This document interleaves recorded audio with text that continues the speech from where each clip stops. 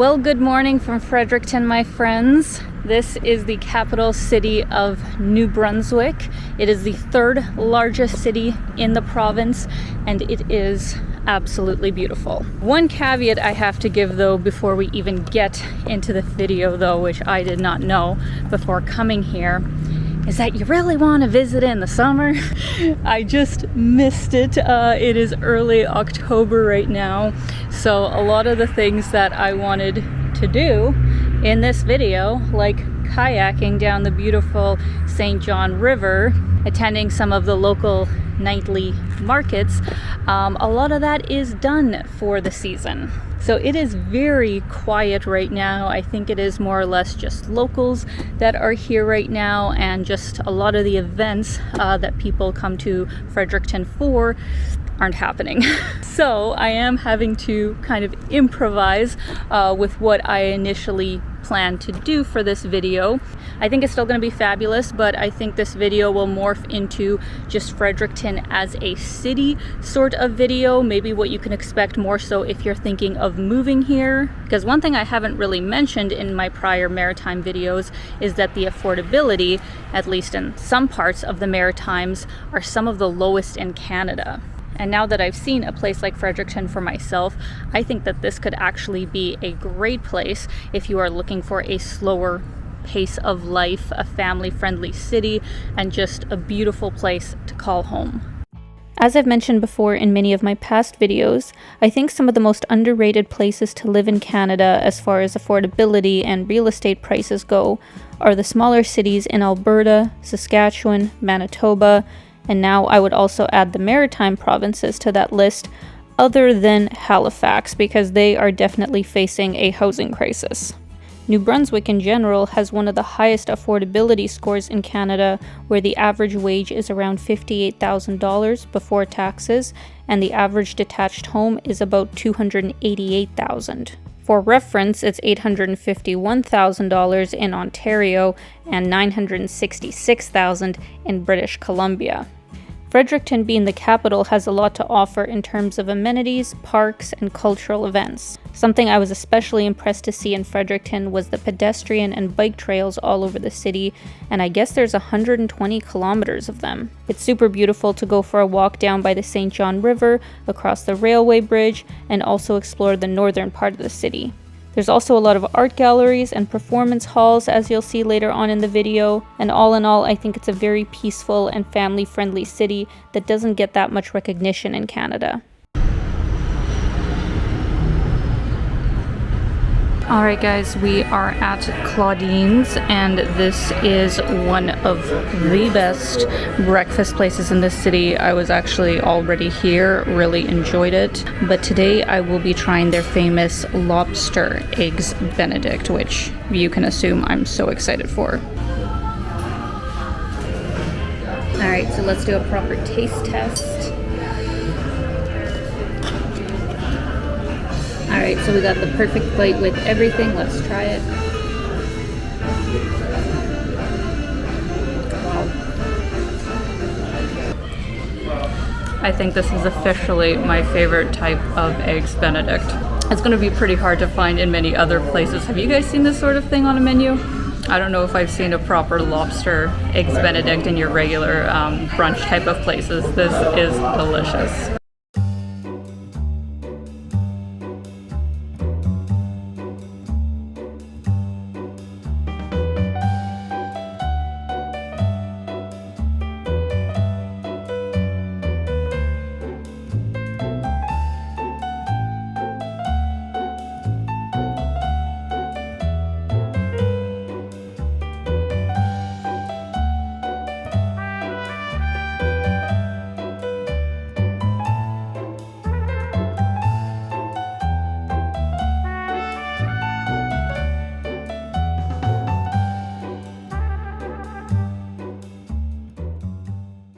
So here we are downtown Fredericton, guys. As I said before, things are quite quiet. I would think that if we were here in the summer months, this whole historical district would have tours going on. I think this is the area where the markets usually take place, but because it is the fall season now, things are much quieter. Still lovely to see, of course, but you are just limited with the amount of things to see and do. I wanted to make a note though on accommodation while we're in this area.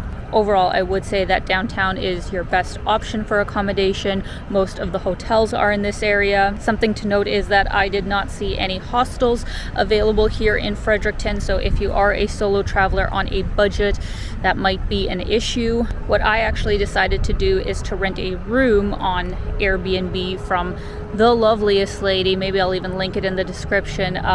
She has a wonderful home. I get my own room. It's about 60 Canadian dollars a night, and it's about a 15-minute walk from downtown, so still very close. Everything is walkable, and luckily her place was also super close to the Maritime bus station when I got here, so it's all within walking distance.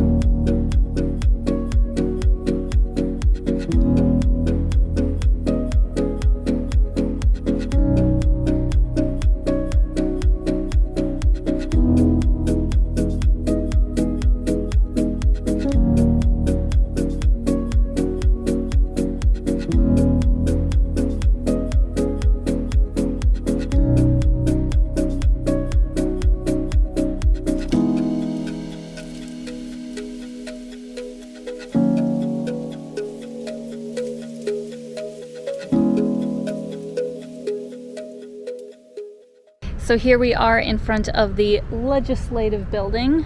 As I mentioned to you guys before, Fredericton is the capital of New Brunswick, but it is the third largest city after St. John, and then Moncton being the biggest. In a way, you would assume that the largest city should be the capital of each province, but that's actually only half the time the case in Canada. For example, in Alberta, it's Edmonton that's the capital city instead of Calgary. In Saskatchewan, it's Regina instead of Saskatoon. And in British Columbia, it's Victoria instead of Vancouver. So I'm not sure if they intentionally did that or they just wanted a smaller city as the capital, or maybe that city was larger when they decided on the capital. But either way, Fredericton really is the governmental hub of the province, and it is a really beautiful building, even though it is a bit under construction right now. But just across the way here is the next attraction that I want to take you guys to, which is the Beaverbrook Art Gallery.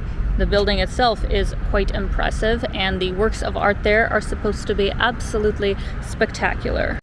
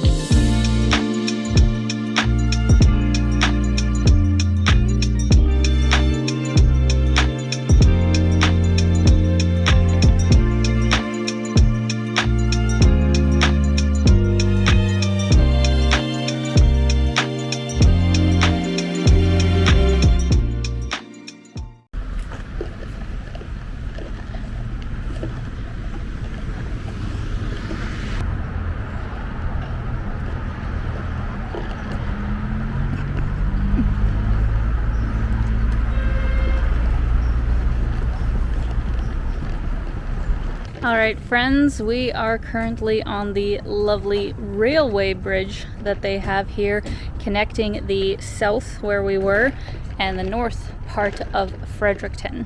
What's great is that this bridge is actually pedestrian only. You can cross on some of the other bridges, but they're more traffic sort of bridges, so probably wouldn't be as nice.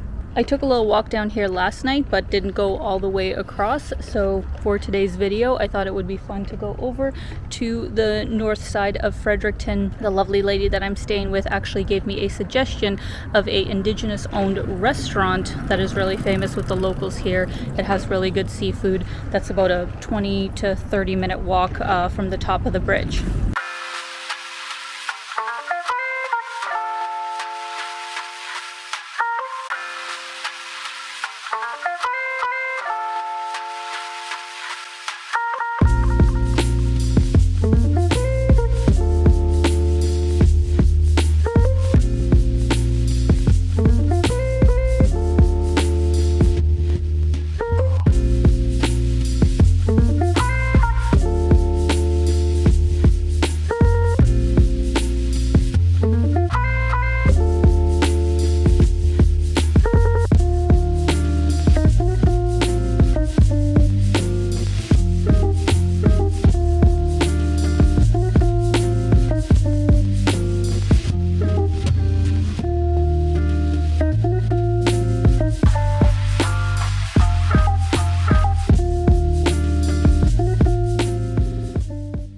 Alright guys, so here we are at Wallis Stuck Wharf. As I said before, it is a seafood specialty restaurant that is indigenous owned, and I'm so happy to see that they have bannock on their menu, which I haven't had since I lived in Saskatchewan. So even though there's so many other amazing things to choose from, I think I have to get the seafood chowder because it comes with bannock. Look how amazing this looks, and also this bowl is huge. I was thinking of getting a side salad, but I'm glad I didn't because this will be more than enough food. And as I said before, bannock is a traditional type of indigenous bread. Since Saskatchewan has a large indigenous community and a lot of reserves, I have tried this bread before and it is delicious. Alright, so let's give the seafood chowder a taste.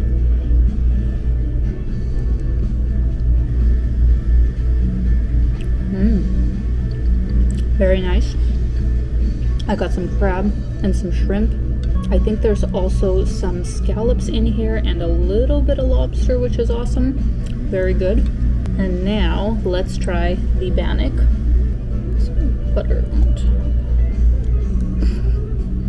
It is a very dense bread, so you kind of don't need a whole bunch of it to be satiated, but let's try it.